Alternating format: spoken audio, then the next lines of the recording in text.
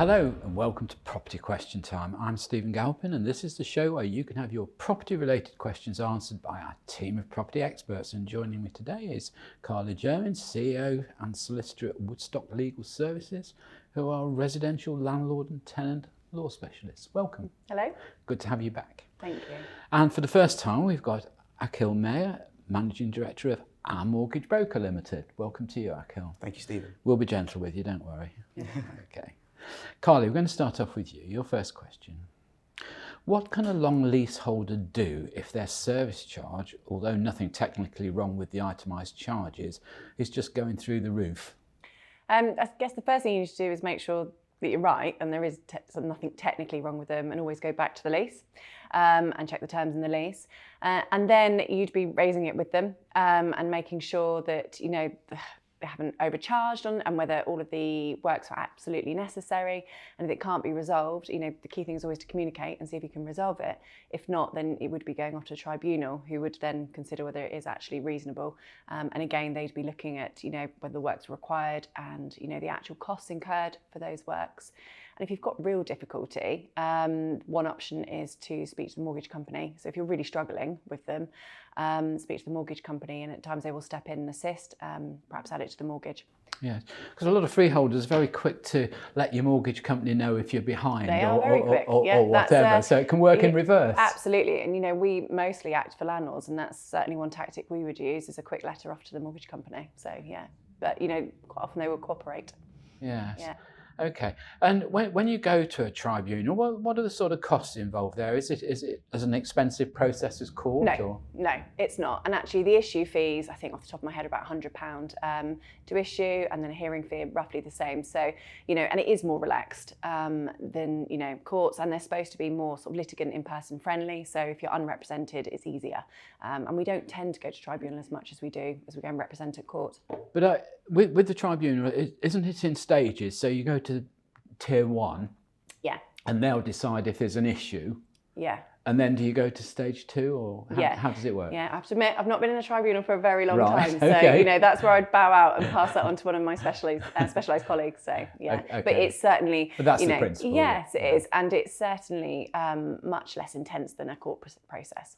Yeah, yeah, that's interesting. I mean, it's quite interesting the way, well, both landlords and people collecting money do use the mortgage company to try and exert pressure on the tenant. Do you come across this much, and does it affect a tenant's future application for another mortgage or anything like that? Does it get registered? From my experience, it doesn't get registered, and we don't really see clients from that perspective. But we always like to refer to the legal counsel first and foremost. We put them in that channel first and foremost, and then speaking to the lender in question. I think the key here is having an open and frank conversation with all the stakeholders that contra into that agreement. I think being open and honest and being proactive rather than reactive is key. Yes, I often think about the trouble is with litigation in property, or whether it's tribunal litigation, is that if, for instance, you've got rent arrears, the trouble is, the moment you say, right, I'm going to take action against you, the person also says, okay, fine, then well, let's wait and see what the court's got to say. So I'm not paying any rent or anything until that does happen. That's done. So actually, you can shoot yourself in the foot a little bit. Yeah, can't sometimes, you? and you know, we always, you know, most of the time I am acting for landlords. So we always encourage them to communicate early, so that doesn't happen, and keep those lines of communication open, rather than, you know, shooting off a letter before action and then waiting for court, and make the most of that time to see if you can come to a resolution. Yes, and when if you were a landlord and you were sort of looking to take action, the court process will often say, won't it, have you been to arbitration in any form? Yeah. What would that arbitration represent? Would that be the tier 1 tribunal, or how would you?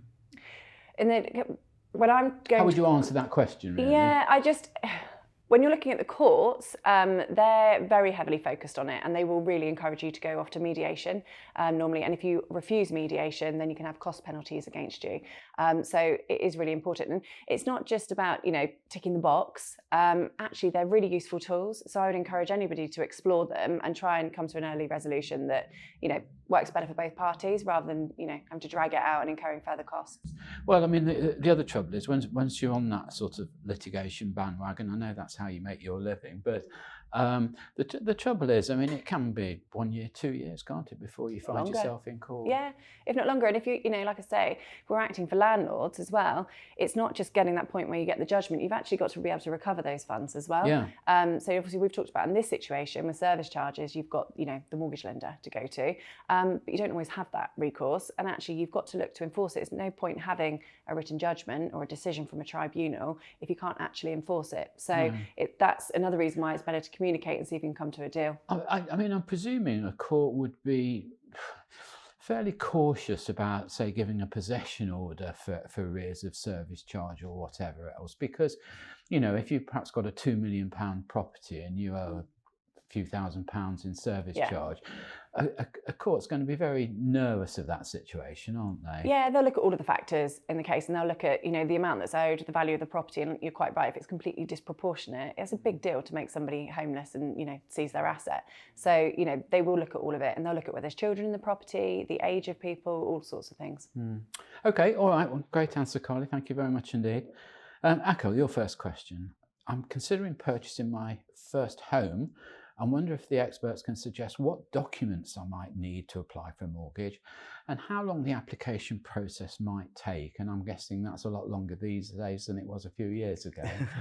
Well, I'll agree, but agree to disagree. I think every lender's got their own expectations on the level of documentation that they'd require. The core documents are a valid passport, a valid driving license with your current home address. If the applicant is employed, we'd need the latest 3 months pay slips. If they are self-employed, we'd need the latest 2 years tax calculations with tax year overviews. They're the core documents that we'd need to initially do an assessment, including other fact-finding opportunities that we'd find. Alongside that, we'd need relevant bank statements to back up if it's a purchase for proof of deposit. And then anything further afield than that will then relate to rely on the lender to provide that information and that request. I seem to remember the last mortgage I had to provide my last year's Inland Revenue return. Yes. Or the number for it, I think it was. Yeah, again, you know, every lender's got their own expectations. It depends actually on the borrower, the requirements and their portfolio in the background. So if it is a large portfolio landlord, they may want to see enhanced documentation such as an SA 100 document to outline the properties at the background, showing rentals, as well as an enhanced property schedule as well. But what we like to do as independent and whole of market mortgage brokers is be that relationship and be that ally with our clients, build that relationship and save them time. Yeah, I know this is a conversation I've had with Carly before about the length of conveyancing. Now, Carly will say that solicitors can be as efficient as they can be and are, but they are hampered by lenders these days asking more and more information and having to go through hoops really in terms of inquiries about the property itself rather than the person. Yes. Have you seen that change? Buy to let has taken a bit of a hit with regards to legislation, and lenders are taking a bit of a short angle on that from the perspective of a lot of due diligence are involved. So they're looking at EPC ratings if it is a rental property. They're looking at gas safe certificates. They're looking at the energy electric documents that need to get satisfied prior to tenancies being enrolled into that property. So there are many documents involved. But what we like to do is hash out the documents that we need up front for our clients to make it a seamless operation. And again, the beauty about using a brokerage in today's market is streamlining the efficiencies in the process. As I said earlier, you know, every lender's got their own requirement, but we would like to know what lenders require ahead of time. So we like to package and prepare an application in advance, so the underwriter, when it lands on their desk, has everything to underwrite immediately. I think what we're heading for, I mean, Carly will know the saying better than I do, but I think goes something along the lines that, you know, don't be a fool and defend yourself in court. You need experts. And I think we're heading that way with mortgages now, aren't we? It's becoming so sophisticated that to attempt it on your own, I mean, it can be done. You know, so, as you say, some lenders are a little bit more flexible than others, but yes. I think the process is quite complex these days, isn't it? And to be able to coordinate that and get a reasonably fast track application through is quite difficult. Yeah, I do agree. And some can be a bit laborious than others, but we've had a mortgage offers issued within 3 working days as well. Yesterday, we actually had one, fortunately, in 6 working days, including the bank holiday that just came up recently. So we do get mortgage offers issued very quickly. Some are laborious. But we like to work with our stakeholders, including the legal conveyancers, as well as the lenders, to make sure that it is a seamless operation for the greater good of our borrowers. Okay, and just very quickly, we've got coming along new legislation about, you know, buy-to-let and landlords' restrictions, etc. Do you see a lessening of interest in buy-to-let at the moment, and are you finding your buy-to-let lenders being a little bit more cautious, shall we say? It's a good conversation that we're having with our clients at the moment, and from a lender perspective as well. The feedback we're getting from our borrowers is rates are going up, the cash yields are not as grand as they were over the last decade. Interest rates are on the way up, and we believe they're going to continue to go up in a short period of time. Right. Yeah. From a lending perspective, lenders are very optimistic about the buy-to-let market, first and foremost. They're certainly open for business, and they're always asking us as brokers for feedback on how we can enhance the products, the lending criteria, and what we can do more to attract more of that sector in the buy-to-let space. So I certainly agree with buy-to-let is certainly not dead. I think there's still lots of opportunities for landlords to make money in this industry, but it's working with the right stakeholders and business partners and that relevant power team to enhance that property offering. Okay, great. Well, on that positive note, we'll go to our break. So join me again after our break, when I'll be asking Carly and Akhil more of your questions. Hello and welcome back to part 2 of Property Question Time. I'm Stephen Galpin and I'm joined by Carly Jermyn and Akhil Mair. Welcome back. Thank you. Carly, if a freeholder were to go into receivership, would the receiver have any obligation to offer the freehold to existing long leaseholders? And if so, how would the price be calculated? Okay, so yes, they do, is the simple answer. If there's 2 or more qualifying tenants, then yeah, they do have to first essentially offer it to them, and it's called rights of first refusal, and they have to serve what's called a Section 5 notice. And the tenants then have 2 months to decide whether that proposal, that offer, and whether, you know, they want to go ahead and purchase the freehold. If they don't and they refuse, and that can be, you know, this is what I'm offering, take it or leave it, then the receiver would be free to go to market by auction or normal sale. And, you know, he can't then go and reduce the price if he's given an inflated price to the qualifying tenants, you know, so he's kind of stuck with what he's offered the qualifying tenants. And it's about market value. There's no calculation mechanism, it's market value. Okay. Look, just to delve into that a little bit deeper, I mean, for instance, I live across the road in a block where there are, I think, about 600 apartments. And I would have a guess that probably 65% of those long leaseholders live abroad. Yeah. So the chances of getting a collective answer within 2 months are about zippo. Yeah, it's really difficult. Okay, so yeah. What would be could they go to court and get an extension of that 2-month period of a Section 5 notice? I'd have to check that, actually. I'd have to check. But yeah, I can, you know, a lot of examples you're thinking about, there's, you know, 3, 4, 5 or 6 leaseholders. But when you're dealing with blocks, you know, dealing with blocks is a headache, is the only way I can describe it. You know, and you've got a lot of people to rally around and together. And actually, even the process of serving those valid Section 5 notice becomes quite challenging sometimes for landlords. And actually, you get 2 months from the date the last notice was served. So they may not get them all out at the same point if they're dealing with a huge block. So that buys you a little bit of time. But yeah, you know, it's absolutely is very difficult when a lot of them, you know, aren't communicating or aren't interested. But you need 90%. Yes. So it is a challenge. I don't think the process of buying freeholds is quite so popular these days, is it? No. I think I've always looked at it a bit like sort of buying something and watching paint dry, but you know, it's a bit unexciting as an investment. I shouldn't say that, but yeah, perhaps, yeah. It is really, and I suppose now with the extra legislation about landlords being, or freeholders being responsible for the construction elements of the building for much longer periods and one thing or another, it becomes less and less attractive as time goes on. Yeah, and it's a really complicated area. You know, a lot of people don't want to be involved in dealing with the freehold. So yeah. I mean, again, what's an interesting subject? I don't know whether you're seeing this again with, you know, the sort of your liaison between lenders and borrowers, but it just seems to me that the whole property market is getting more and more complex.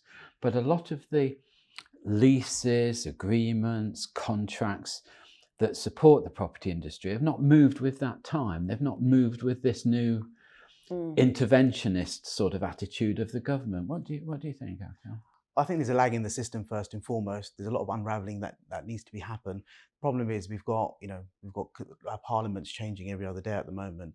The left doesn't know what the right's doing, but I think what the key here is having the right power team around you, the right legal conveyancer to actually unravel that lease agreement, to understand the pros and cons, and what needs to be done to go forward. And if it is 90% of the block that needs to make a reply to the letter in account, if they don't all reply, there's got to be some sort of mediation, and perhaps the management company can get involved, or you might need to go to the courts. But that's a long-driven process and quite a costly process as well. So. Carly, I know your practice specialises. I mean, your title says you specialise in landlord and tenant law. Okay, fine. Not many firms of solicitors do that, and in fact, a lot of firms of solicitors don't even have a full-time conveyancer, do they? So sometimes you get perhaps a family that goes back to their family solicitor to sell or buy their house, and actually it can turn into a bit of a nightmare because they're not up to speed. I think those days are over, if I'm completely honest. And even the work I'm doing, I used to be a general litigator, so I would do anything from a construction dispute, director disqualification, boundary disputes, everything, a real mixed bag. But that's really difficult. And I used to do residential landlord and tenant law as something that was sort of simpler on the side. It was one of the easy ones that came in. Now that in itself is so complex, and you're seeing with the reforms it's going to get even more complex. And every time you go for possession, you're going to be having a day in court. So, and I completely agree. There's no room for a jack of all trades in law anymore. I'd give it the analogy of asking a plumber about electrics. It's very, very different, and you have to know your niche area of specialism inside out, and that's what we do. And actually, where our guys, and most of them are self-employed and they're consultants, they are very niche focused, because you perform better if it's something you really know and that you really love dealing with as well. So where a few years ago we had the introduction of I don't know what the expression is, licensed conveyancers, is that the right? Is that something that should be expanded? I'm a firm believer that titles don't necessarily matter. It's about the experience and your knowledge. And licensed conveyancers, we've got licensed conveyancers, and they do as good a job, and their knowledge is up there, and they just have gone through a different route. And a lot of them have got more practical work experience than others that have gone through the traditional route as qualifying as a solicitor. So I'm happy with those. And I think the issue we've got is a lack of qualified professionals, whichever route they take in the industry. And the profession, rather. I've always thought that the bigger agencies, and won't name them, but the bigger sort of multi-branch, I'm surprised they don't have teams of conveyancers actually in the office to handle all the transactions. Seems to be a bit of a gap in the market there, really. They've tried it over the years, haven't they? And I think the problem is that they've gone for cheap and underqualified, and I think that's where it's backfired. And you can't do cheap and underqualified in conveyancing. The risk is too high, the insurance premium is too high. It doesn't work. And I've been in places like that, and I've worked in them, and I know it doesn't work. Okay. And I've used them, and I can tell you it doesn't work. No, it doesn't. You pay for what you get. You do. Yeah. I mean, it's very much the same as valuations, isn't it? To come onto your sort of side of the business, you get a number. I mean, we've had an absolute explosion of sort of big apartment blocks here in this area, and I've been involved with some of them. And I mean, I've been at a stage where I've actually banned some valuers from coming on site. I won't have them on site because they're not valuing properly. They're not using our ICS Red Book rules properly. They're saying, oh, well, there's a load of apartments coming on stream in 3 years' time, so that's going to, well, no, sorry, Red Book's today. You've got to value, and they just won't listen. But the ones that won't listen tend to be the ones that work for the bigger lenders. They're on very low fixed fee valuations, and so what they tend to do is go below the valuation level so that they don't go anywhere near their professional indemnity insurance, I presume. Oh, right. I think where it causes a problem is I don't think people often realise what damage a low valuation or an undervaluation can do to your property. I mean, to get it to go back up again is very difficult. Very difficult. Yeah, and I would agree with that. I think instructing the right valuation at the forefront is key, and that's having the right lender on board first and making sure the lender instructs the right valuation. Yeah, because it can be detrimental to the other apartments in the block or other houses. I mean, we've had all this stuff, haven't we? drive-by valuations and things. Good luck with that.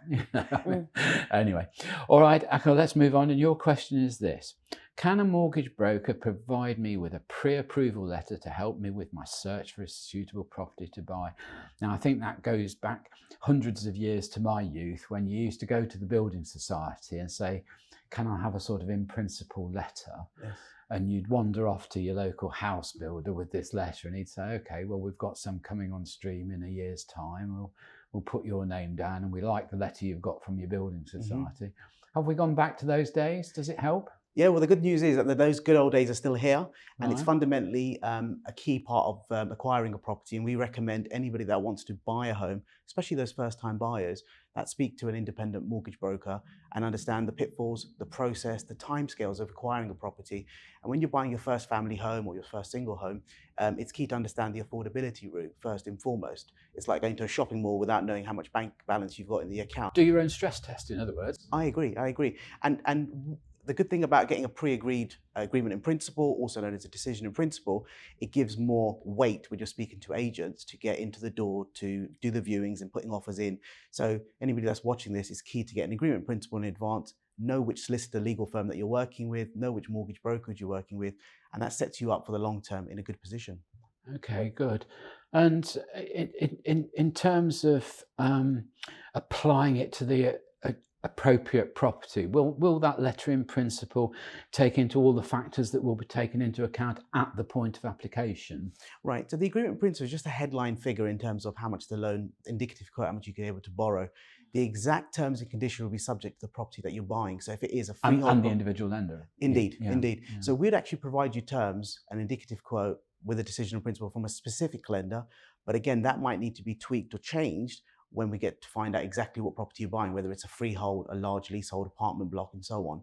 But it gives you a good understanding of the amount that you can borrow for you then to go shopping and find the relevant property. Right, well, that's all we've got time for today. So a big thank you to Carly Jermyn, CEO and solicitor at Woodstock Legal Services. Thank you very much for Thank you coming for in. having me. Akhil Mair, Managing Director of Our Mortgage Broker Limited. Thank you very much for coming in. Good answers to the questions. Thank you very much indeed. I'm Stephen Galpin. Join me again next time on Property Question Time.